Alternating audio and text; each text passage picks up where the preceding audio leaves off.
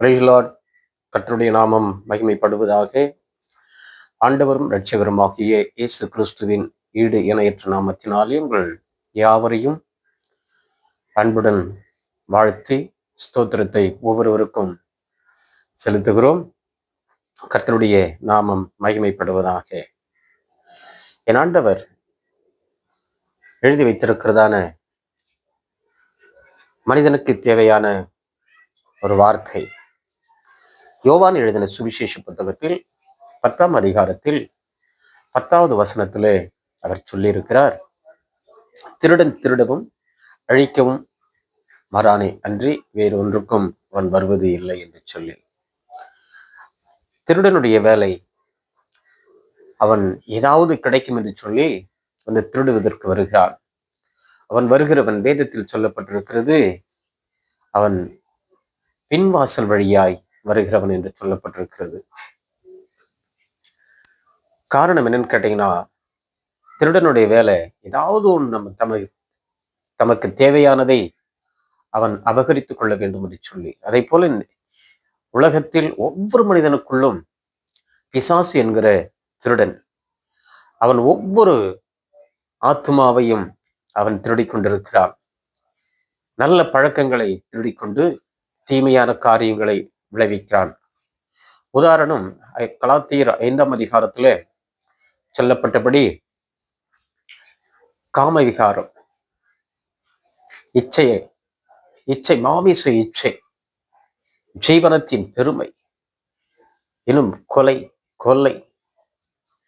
இப்படிப்பட்ட விஷயங்கள், போதை இன்றைக்கு பல இடங்களில பார்க்கிறோம். வாலிபர்கள், பெண்கள், ஆண்கள் ஒவ்வொரு இடங்களிலும் பார்க்கிறோம். போதையினாலே பிள்ளைகள் சீரழிந்து போகிறது.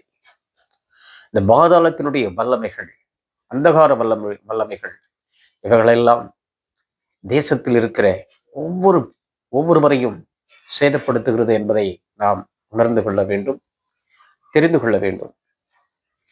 ஆத்துமாவில் இருக்கிறதான ஒரு பெரிய ஒரு விசேஷம் என்னன்னு கேட்டீங்கன்னா, ஆண்டவர் விரும்புகிற ஒரு காரியம், ஒரு ஆத்மா கூட கெட்டு போக எனக்கு சித்தம் இல்லை என்று சொல்லி என் ஆண்டவர் சொல்லி இருக்கிறார். ஆவி, ஆத்மா, சரீரம் என்று சொல்லி பார்க்கும் பொழுது, தன்னுடைய சரீரத்துல இருக்கக்கூடிய அவயங்கள், நம்முடைய தோல் இருக்கிறது, தசை இருக்கிறது, நரம்பு இருக்கிறது, எலும்புகள் இருக்கிறது, இரத்த ஓட்டம் இருக்கிறது, அணுக்கள் இருக்கிறது, கை கால்கள், மற்றுள்ள உடம்பில் இருக்கிற ஒவ்வொரு அவயங்களும் இந்த சரீரத்திற்கு தேவையானது, முக்கியம். இது ஒன்று பலவீனப்பட்டு போனாலோ, செயலிழந்து போனாலோ, இந்த சரீரம் முழுவதும் அது பாதிக்கப்படும். அதை போல ஆவியில் என்ன இருக்கிறது, ஆத்மாவில் என்ன இருக்கிறது என்று பார்க்கும் பொழுது, ஆவியிலே மனசாட்சி இருக்கிறது, ஆவியில் ஐக்கியம் இருக்கிறது, ஆவியிலே உள் உணர்வு இருக்கிறது என்று சொல்லி வேதம் சொல்லுகிறது. ஆத்மாவில் என்ன இருக்கின்ற பார்க்கும் பொழுது விருப்பம் இருக்கிறது. இன்றைக்கு ஒவ்வொருடைய விருப்பமும் எப்படி இருக்கிறது என்பதை நாம் பார்த்து தெரிந்து கொள்ள வேண்டும். சரியானதா இருந்தா நம்ம வரவேற்கலாம். தவறான ஒரு அணுகுமுறை, தவறான பழக்க வழக்கங்கள், தன்னுடைய வாழ்க்கையை பிள்ளைகள் சீரழித்துக் கொள்ளுகிறார்கள், தன்னுடைய குடும்பத்தை சீரழித்துக் கொள்ளுகிறார்கள் என்பதை அவர்கள் உணர்வது இல்லை. காரணம் என்னன்னு கேட்டீங்கன்னா, தன்னுடைய மனக்கண்கள் குருடாக்கப்பட்டபடினாலே. அப்ப இந்த ஆத்மாவில் இருக்கிறதான அந்த விருப்பம் நல்லதாக இருந்தால் தன்னுடைய சரீரமும் நல்லதாய் ஆரோக்கியமாக இருக்கும். ஆவியிலும் ஆத்மாவிலும் எல்லாவற்றிலும் ஆரோக்கியமாகவும் விடுதலையாக இருக்கும் என்று சொல்லி வேதம் நமக்கு கற்றுக் கொடுக்கிறது, போதிக்கிறது.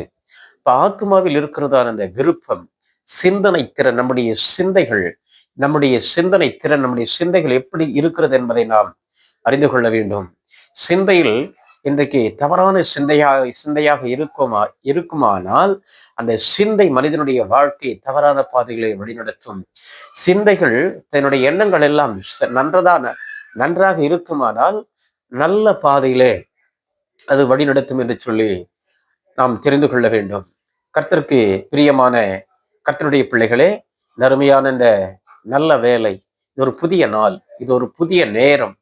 நாம் தேவனுடைய சமூகத்திலே காத்திருக்கிறவர்களாக மட்டுமல்ல, விழிப்புள்ளவர்களாகவும் இருக்க வேண்டும். பாவம் மனிதரை இப்படித்தான் தீட்டுப்படுகிறது. ஆத்துமாவை இப்படித்தான் தீட்டுப்படுத்துகிறது. ஆமீன். பாவத்தினால் பிறந்தவன் எவனும் பிசாசினால் உண்டாயிருக்கிறான் என்று வேதம் சொல்லுகிறது. பாவத்தின் சம்பளம் மரணம். பாவம் செய்கிற ஆத்துமா சாகும் என்று எழுதப்பட்டிருக்கிறது. அதனாலே தன்னைத்தானே ஆராய்ந்து அறிந்து சோதித்து நாம் தேவனுடைய சமூகத்திலே ஒப்புரவாக வேண்டும். தான் செய்த பாவங்கள் எல்லாவற்றையும் அறிக்கை செய்து விட்டுவிட வேண்டும் என்று சொல்லி தேவன் நம்மிடத்தில் ஒவ்வொருவரிடத்திலும் அவர் எதிர்பார்க்கிற ஒரு காரியம். அதனாலே தேவன் என்ன விரும்புகிறாரோ அவருக்கு பிரியமானபடி அவருக்கு ஏற்றபடி நடப்போமானால் இந்த உலகத்தை விட்டு கடந்து வரும் பொழுது மறு உலகத்தில் அவரோடு கூட ஒரு ராஜ்யத்திலே அவருடைய சமூகத்திலே மனமகிழ்ச்சியாக நாம் பிரவேசிப்போம் என்பதில் எந்தவித சந்தேகமும் இல்லை. அதனாலே தேவன் நமக்கு கற்றுக் கொடுக்கிற காரியங்களை பரிசுத்த ஆவியானவரை நமக்கு கொடுத்திருக்கிறார்.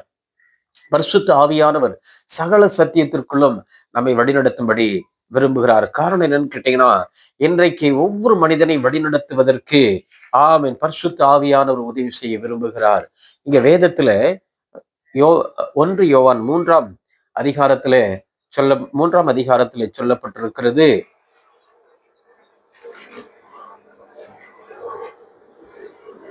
9வது வசனத்திலே நாம் பார்க்கும் பொழுது, பாவம் செய்கிறவன் பிசாசினால் உண்டாயிருக்கிறான் என்று சொல்லி, பிசாசின் கிரியைகளை அழிக்கவே தேவகுமாரன் வெளிப்பட்டார் என்று வேதம் சொல்லுகிறது. அதற்காகத்தான் இந்த உலகத்திலே அவர் மனிதனாய் அவதரித்து பாடுகள் பட்டு சிலுவையில் அறை உண்டு அடிக்கப்பட்டு வாதிக்கப்பட்டு நமக்காக ரத்தம் சிந்தி ஜீவனை கொடுத்து நம்மை மீட்டு கொண்டார்.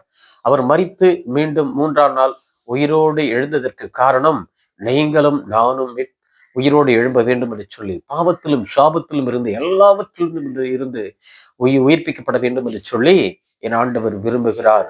அதனாலே கர்த்தருடைய பிள்ளைகள் தேவனுக்கு பயந்து நடக்கிறவர்களாய் இருக்க வேண்டும் என்று சொல்லி நாம் அறிந்து கொள்ள வேண்டும். கர்த்தருடைய நாமம் மகிமைப்படுவதாக. இதனால தேவனுடைய பிள்ளைகள் இன்னார் என்றும் பிசாசனுடைய பிள்ளைகள் இன்னார் என்றும் வெளிப்படும் நீதியை செய்யாமலும் தன் சகோதரில் அன்பு கூறாமலும் இருக்கிற எவனும் தேவனால் உண்டானவன் அல்ல. அன்பு, தேவனுடைய அன்பு பூரணமாய் நமக்குள்ளே வெளிப்பட வேண்டும். தன்னைத்தான் நேசிக்கிறது போல பிறரையும் நேசிக்க வேண்டும் என்று சொல்லி என் ஆண்டவர் விரும்புகிறார். தேவ பிள்ளைகள், தேவனுடைய பிள்ளைகள் மட்டுமல்ல, இந்த உலகத்தில் இருக்கிற ஒவ்வொருவருக்குள்ளும் தேவனுடைய அன்பு அவர் பூரணமாய் நிரம்பி விடையத்தக்கதான தேவனுடைய அன்பை கொடுக்க வேண்டும் என்று சொல்லி விரும்புகிறார். பாவத்தை அறிக்கை செய்து விட்டுவிடும் பொழுது பாவம் நமக்குள் இருந்து சுத்திகரிப்பின் ஆவியால் சுத்திகரிக்கப்படும் பொழுது ரட்சிப்பின் சந்தோஷத்தை நாம் பெற்றுக்கொண்டு தேவனோடு இணைந்து வாழும்படி தேவன் இந்த உலகத்தில் உதவி செய்ய விரும்புகிறார்.